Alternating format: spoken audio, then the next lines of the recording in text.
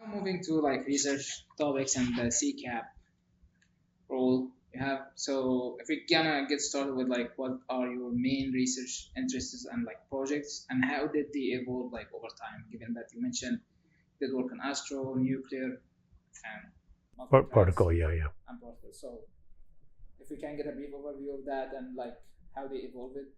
Sure. So I mean, the fundamental thing that I'm interested in is neutrino physics and astrophysics. And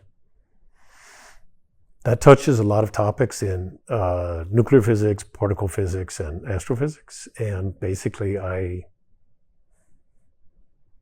learn whatever I have to learn or do whatever I have to do to advance those points. if you can give like a one sentence difference between particle, nuclear, Sure. and astro, Yeah. what would you say? Well, so you know what a nucleus is. It's composed of protons and neutrons, and nuclear physics is about the strong interactions of those particles and how they make nuclei. Particle physics is more about taking apart those nucleons into quarks and higher energy, smaller distances. And that it may seem that astrophysics is very different because the scales are incredibly bigger, but the vast things we see in astrophysics, from stars to supernovae to galaxies to the universe itself, ultimately follow from the rules of nuclear and particle physics. So, for example, the way that the sun shines is powered by nuclear fusion reactions in the core. And so, the properties of nuclear physics are setting everything we see here. Did your projects like evolve over time, or you started at OSU with like a specific types of projects and then you just continued in that? So I would say, the core area is neutrino physics and astrophysics. And, in that I worked in a lot of different areas over the years. Solar neutrinos from the sun, supernova neutrinos, astrophysical neutrinos, atmospheric neutrinos, other kinds of things, but just bigger and bigger in that space. The basic fundamental goal of my career is to change neutrino astronomy from words that make people laugh into something real. Because, people laugh because, neutrinos are not detectable and astronomy is about measuring things. And so right now it more or less makes sense to laugh when you hear neutrino astronomy, but I want to help make that real. And so my work is in theory, but I work really closely with experimentalists and observers to kind of do whatever's necessary to make this work. Okay. So going like from this point that you mentioned, like why do you as a theorist find it important to collaborate with like experimentalists and astronomers? That's a great question. There's a place for really fundamental theory that's basically mathematics, but the part that I'm most excited about is about finding out something new about the universe, actually making contact with reality. So making predictions that can be tested and or looking at experimental data and figuring out a new theoretical idea from it. That's the part that excites me the most. So that's what I follow the most. But do you think like if you're gonna give advice to like students who are like approaching a theory track, sometimes you go with the mindset that, hey, this is experiment, I don't really need to care about it and like how they do it or like how this device work, I just care about the theory side of things. What would you like to say about like this idea, like this mindset going into it? Yeah, I don't like that mindset. Physics is about reality, and we measure reality through experiments. And like I said, there's a place for fundamental theory, and I don't disrespect that, but ultimately everything we do is judged by experiment. And I think it helps theorists to approach their work with more precision and humility to understand that ultimately this has to be measurable and experiments are really hard. And learning to understand and respect the work of our experimental colleagues is really important for advancing the field. I see that. I think the next two questions are like kind of related. Like, what topics are you most excited about working on, like with next generation of grad students?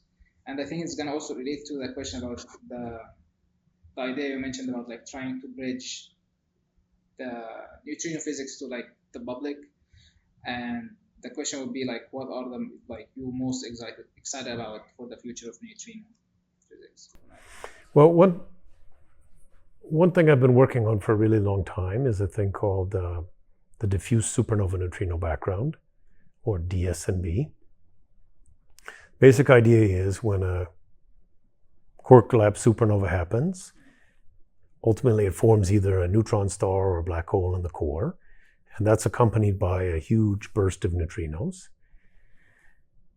And that can be detected. It was detected in 1987. So there was a supernova in a kind of like a small suburb galaxy of the Milky Way called the Large Magellanic Cloud. And about 20 neutrinos were detected on Earth. Now, why don't we just do that again? We have bigger, better detectors now. The problem is the supernovae are pretty rare, like 2 or 3 per century in the Milky Way. So right now we have a set of neutrino detectors that if a supernova went off, we could make a lot of fantastic measurements. 5 years from now, that's an even better situation in terms of detectors that are coming. The problem is you can't make a supernova burst appear. You can try holding your breath, but I mean, I've tried that a lot, it doesn't work. So if you take the point of view, I want to guarantee to see supernova neutrinos in my lifetime, and I can't hold my breath for 30 years, what am I going to do? So the diffuse supernova neutrino background says, well, so in our galaxy, let's make a round number. If a supernova happens in our galaxy, you might detect 10,000 neutrinos in present detectors. If supernova happens in the nearest galaxy, by the way, there's basically nothing in between us and the next galaxy. If supernova happens in the nearest galaxy, which is more or less 100 times farther, then you get one event. That's also pretty rare. But now, what if you go, 1,000 times farther? Then the expected number of events is 10 to the minus 6 events. So, the Poisson probability for 10 to the minus 6 to fluctuate into 1 is about 10 to the minus 6. But what if you tried 10 to the 6 times? So basically, what if you go to a distance, I'm being very sloppy here, where every supernova, if it happens, gives you a Poisson expectation of 10 to the minus 6 detections, but you have 10 to the 6 supernovae. Then basically it's like a lottery. You bought all of the lottery tickets, you will eventually win. So that's the basic idea. So every supernova that's ever happened in the universe made a bunch of neutrinos, and the universe is filled with them. And so we can look for that steady flux of neutrinos. And it's not just the ones that were like, 1,000 times farther, but 100 times farther, 1,000 times farther, 10,000 times farther, all of them. They've been filling up the universe with neutrinos since the beginning of time. And that's the diffuse supernova neutrino background. The flux of that, if you hold it up your thumb, is about it's about 10 neutrinos per second through your thumbnail per one flavor of neutrinos. And there's 6 flavors: nu e, nu mu, and nu tau, and they're antiparticles. So that flux is there. And if it was photons, it would be easy to catch, too easy. So the reason it's there is because there's just so many supernovae in the universe. The supernova rate of the universe is like 10 per second. So this diffuse supernova neutrino background has been one of the biggest topics I've worked on my whole career. I've worked on accurately predicting its flux and spectrum. I've worked on the neutrino detection cross-sections. most of all, I've worked on how to detect it. And so in 2003, just before I started at Ohio State, we worked on a project that showed for the first time how to make this diffuse supernova neutrino background detectable. So that was with Mark Vagans, who was an experimentalist, and I'm a theorist. And he worked on the Super Kamiokande collaboration, does work on it. And Super Kamiokande is one of the, it's the largest precision neutrino experiment, low energy precision neutrino experiment in the world. It's basically the size of PRB, but it's filled with ultra pure water, and it has about 10,000 phototubes looking in, and it's shielded under a mountain in complete darkness. And what you're looking for is a neutrino comes in invisibly, and let's make it simple, it scatters an electron. So an electron moves for no reason. It's like a ghost, right? You know, if your phone went skittering across the table, you would think something conserved momentum. So if an electron moves all of a sudden for no reason, and it moves relativistically, it makes a little flash of Cherenkov light, and those phototubes can detect that. That happens all the time, from cosmic ray radiation, from uranium and thorium and other junk in the water, a little bit from solar neutrinos, other things. So it's not as quiet of a detector as you would like. And if you're looking for this very faint supernova signal, it's hard to find. So the channel we were interested in is, you take a proton, that's a hydrogen, and in comes an electron antineutrino, hits the proton, and makes a positron, and that makes a little flash of light. But so does everything else. Everything makes a little flash of light, but it also makes a neutron. And what was happening before our work is the neutron would just capture on a proton and make a low energy gamma ray, which was not detectable. So all you saw was the positron, a single flash of light. And so what we proposed is that Super K should add a rare earth element called gadolinium. And what gadolinium does is it has a tremendous cross-section to capture neutrons.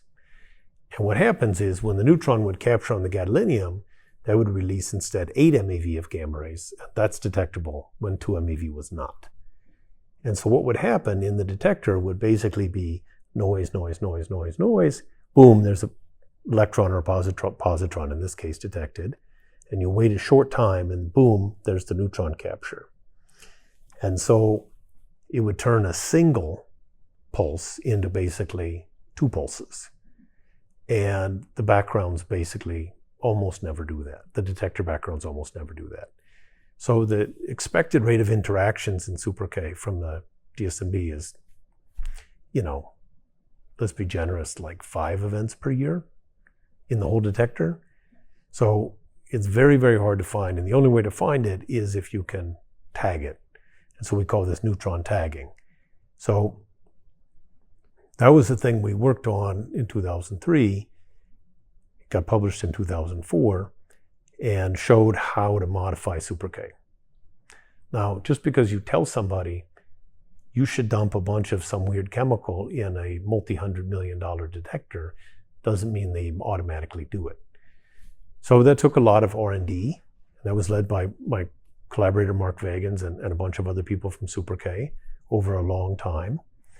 And ultimately they figured out how to safely operate it in the ultra pure water of Super K. And right now, as of a few years ago, there's gadolinium in Super K, just like we proposed. And that's dramatically helping to reduce the detector backgrounds. And we are optimistic that in the next several years, we'll have the first detection of the diffuse supernova neutrino background. That's really exciting. Thank you for that story. That would be cool if it happens. So It's really cool. I think also this question relates to your collaborations and your work at Ohio State. So if you can give us like a brief overview of CCAP and like what does your role entail as a director of CCAP? Yeah. So for the past 14 years, I've been director for the Center for Cosmology and Astroparticle Physics, or CCAP. And that is a